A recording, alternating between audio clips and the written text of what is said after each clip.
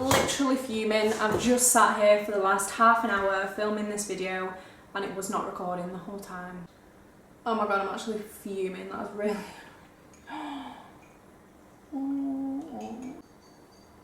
Oh my god, there's a spider.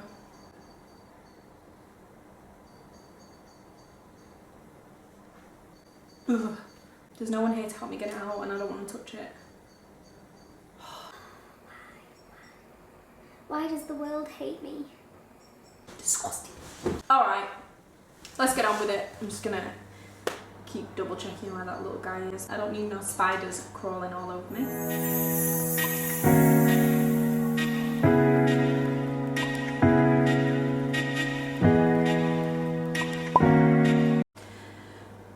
Anyway, I'm gonna have to pretend like I haven't just sat here and filmed this whole video. So welcome back to my YouTube channel. I hope that you are fine, I hope that you are well, and if you do enjoy this video, please subscribe, leave a like, it is appreciated. Anyway, let's get on with it. So in today's video I'm going to be telling you some different ways to deal with stress and anxiety. I think for me one of my biggest goals is to not only help people to get motivated to be fit and healthy, but I do also want to promote like mental well-being. I am studying psychology at the moment at university. I'm going into third year because second year has just basically been blown out the window. I love being able to help other people with the knowledge that I do have. Tip number one is to be physically active. Of course, I'm going to advocate for this. I am a fitness YouTuber. I am a lover of fitness. I love it. Believe it or not, I used to be a lazy bitch. I was in my bedroom 24/7, sitting on my bed, playing games, doing absolutely nothing. The only time that I would move was to go downstairs to get some food or to go to the shop to get some food. So I would literally, my exercise for the day would be that little 5-minute walk to the corner shop and back with probably about 4,000 calories worth of food that I did not need. And believe it or not, now I love eating healthy. It is a huge part of my life. I do have a treat every now and again, and I do still enjoy takeaways and whatnot. And I still love chocolate. Love chocolate. It has literally changed my life for me. Like, it has been a huge game changer. But why I'm telling you this then is exercise has the ability to raise your self-esteem. For those of you who don't know, it releases endorphins when you actually do it and afterwards. So you feel pretty great throughout and you feel pretty great afterwards as well. So the reason for this being so helpful with stress and anxiety is because endorphins make you feel happy. If you're feeling happy, you're not feeling stressed and anxious. So it kind of comes as a two. Also the fact that if you start to work on yourself and you start to look a bit better, you start to feel a bit better, for some reason you do end up being more productive. Every time I start to do fitness again, I always end up being more productive throughout the day. And I don't know if that's just because you feel good that you are being productive, like fitness wise, you're working on yourself, so you start to work on your actual life itself. I don't know, but I know for a fact that it does make you feel more motivated to do the things that you need to do. And obviously completing tasks that you do need to do is a massive help, because the main cause of anxiety and stress is usually the things that you haven't done that you need to do. So this is a massive one. Exercise, it just makes you feel great, so you know, just do some exercise, okay? That's all I can say. My second tip then is to take control. I know this can be so hard, it's easier said than done, blah de blah de blah. If you need some help with getting some motivation, then I do have a video up, so go and check that out. Self-plug. But a big thing that causes a lot of stress is procrastination, if you didn't already know. We all do it, I do it, you do it, I know you do it, don't be telling no lies. But sometimes we just need to get up and say, I'm going to do it. One of my key rules in life is to count to 3 and say you're gonna do it. I used to do this when I used to get up for the gym at 5 AM. Like, lie there for 10 seconds and think, 1, 2, 3, get up. Like, just do it over and over again. It's such a big help because it's almost like it takes the question out of it. It's like, I am going to do it, I'm just gonna do it in 3 seconds. I don't know. It helps, trust me, try it one time. I've had tons of assignments due during this quarantine period. No idea why they're still making us do assignments when we've had literally a zero help, but that's another video. It's literally been the last thing that I wanted to do. So I've had to pretty much just take a piece of my own advice and get up and do it.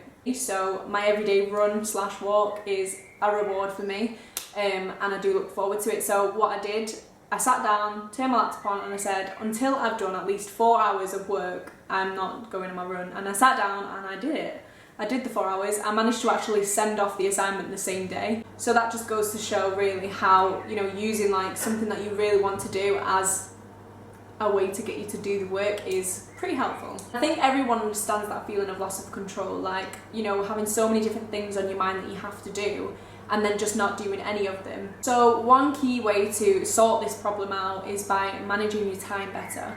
You have to start to think about the bigger picture, think about what your future goal is in the long term, and then gradually you can start incorporating smaller steps that will help you to get to this point. I find making lists is really helpful. I don't actually sit and write down like lists, but I do put them in my phone. So the little notes app that you have on an iPhone, I don't know what it might be for Samsung or like Android or whatever, but like a notes section on your phone, if you've got it, then use that. That's a good way to make a list, because then you've got it with you all day, every day.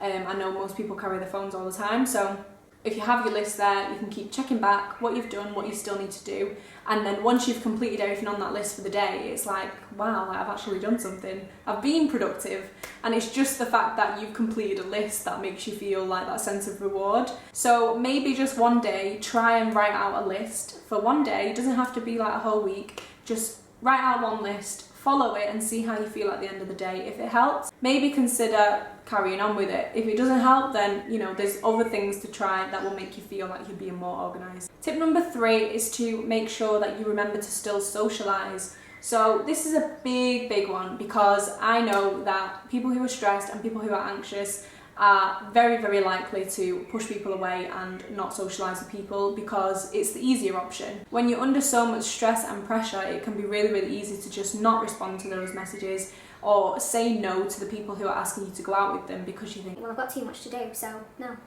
And then gradually over time, this can really affect your relationship with your friends, your relationship with your family, because you're constantly pushing them away. You know, even if it's just making a 5-minute FaceTime call or a video chat with a group of your friends, just do that for 5-10 minutes a day. It doesn't have to be anything major. Just make sure they know that you are okay, make sure they know that you are still there for them, you are still their friend, and you're not just, you know, being horrible for no reason. Otherwise it can cause tension in your relationships with your family and friends, or even just your relationship in general. If you have a partner, that can be problematic as well. You really have to keep in mind that you have to have a good support system around you, and in order to have this, you need to stay in contact with your friends and your family. There's no way that you can keep pushing your family and friends away and still expect them to keep coming back and keep making an effort with you. If you just explain to them your situation and, you know, try to talk about your problems, this can really help you to get a secondary perspective on your situation, understand what someone else would do if they were in your shoes, and that in itself can be helpful. So key 1, socialise. Tip number 4 is to do things that you still enjoy. Setting time aside to do things that you enjoy can really take away the guilt feeling. I know that for plenty of months I was, you know, going out to restaurants, going out for this, going out for that, doing things that I wanted to do, knowing full well that I had tons of work to do. And the whole time that I'd be out, my mind was constantly back where my assignments were, constantly thinking about how much work I still had to do. And that just makes the actual experience of what you're doing a lot less enjoyable. So in order to fix this problem, you need to start making a plan. Plan out your week, allocate time for work, allocate time for you. And in this time for you, you do things that you want to do. In the time for work, you only do work. This then allows you to go out knowing full well that you have had the time in the week already, or you will have the time in the week to complete the work and the tasks that you need to complete. And this will remove that feeling of guilt when you do go out and do things that you want to do, because you know that you've already set a plan in stone and that you're going to stick to it. So these days out or these times out in restaurants and whatever are your time to just enjoy yourself, relax, and not think about work. And obviously 9 times out of 10, a lot of stress comes from just the overthinking side of things. And so therefore, just planning out these days where you can do stuff that you want to do removes that sense of guilt, removes that, you know, almost like you're cheating feeling. And overall, the things that you do end up doing for yourself, you're going to enjoy a lot more, because you're not constantly worrying about the work that you've got to do. Tip number 5 is to try to avoid unhealthy habits. So this is quite a problematic one because obviously it involves drugs, things like that. You do not want to fall into the cycle of, you know, drinking and taking drugs or whatever it may be that has become tempting due to your stress and anxiety. There are alternative ways to cope, there are alternative ways to deal with it. You could see a therapist, you could call up family, call up friends, have a conversation, talk about your problems and, you know, get another perspective on your situation. If these things are becoming tempting, then please do reach out to someone, please do get some help, and do take it seriously because stress and anxiety are huge things. They have massive impacts on your mental health, physical health because of the level of stress and the cortisol hormone in your body. So do bear that in mind. Just attempt to speak to someone, try to get some help before turning to these things as a coping mechanism. Final tip then is to accept things that you cannot change. So maybe you failed the test, maybe you gained back some weight that you'd lost, maybe you got fired from your job or made redundant. Sorry, the spider is there and it's bleh. I don't do spiders, okay? Back to the tip, sorry. I diverge? No, I digress. So you might have done these things, you might have failed that assignment, failed the test, blah blah blah, whatever it might have been, but you just need to, instead of dwelling on it, instead of stressing about it and thinking, oh my god, what did I do wrong? Oh my god, I'm never gonna be able to pass. Oh my god, I'm never gonna drive. Oh my god, I'm never gonna get another job. These things are not helping. The only thing that you can do is change the future. So best thing to do, sit down on your laptop, get on Indeed.com, look out for another job, go and apply for some jobs. And that is the only way that you are going to get a new job. If you sit and stress and cry about the fact that you've lost your job instead of applying for more, that only increases the severity of the consequences of that situation, because now you've got no job and you're stuck in that situation for even longer because you're not doing anything about it to change it. If something bad does happen and it throws you off, think of the positive thing. Think of the thing that you can do to change it. Think of a solution to the problem. Do not sit and dwell in the past. There's always going to be more jobs. There's always going to be an opportunity to sit the test again. You know, it's not the end of the world. So just think about the fact that, hang on, I did that. I attempted it and I failed, and that's okay. Now I'll try harder instead of, oh my god, I failed it, I'm never going to do it again. These are all things that are just going to keep you down. Negative self-talk is the worst. It will make you do nothing. So just don't do that. Pick yourself up, go ahead, take the L and carry on with your life. It's not the end of the world. I know it can feel like it sometimes, but it's not the end of the world. So they are my tips. I hope that they do help, and I hope that you do try to implement some of these into your daily life.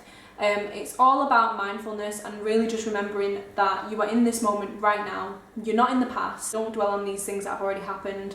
Just think about the now. Think about how lucky you are, how grateful you should be for everything that you do have, and make your life so much more worth living and so much more happy, so much more joy-filled. So just attempt to do these things, attempt to become more organised, and I promise you, you will start to feel better for it. If you don't, then you can give this video a dislike, but I promise you will. So give it a like instead. So that is it for today's video. I hope that you enjoyed. I hope that this helps, and I will see you in the next one. Bye!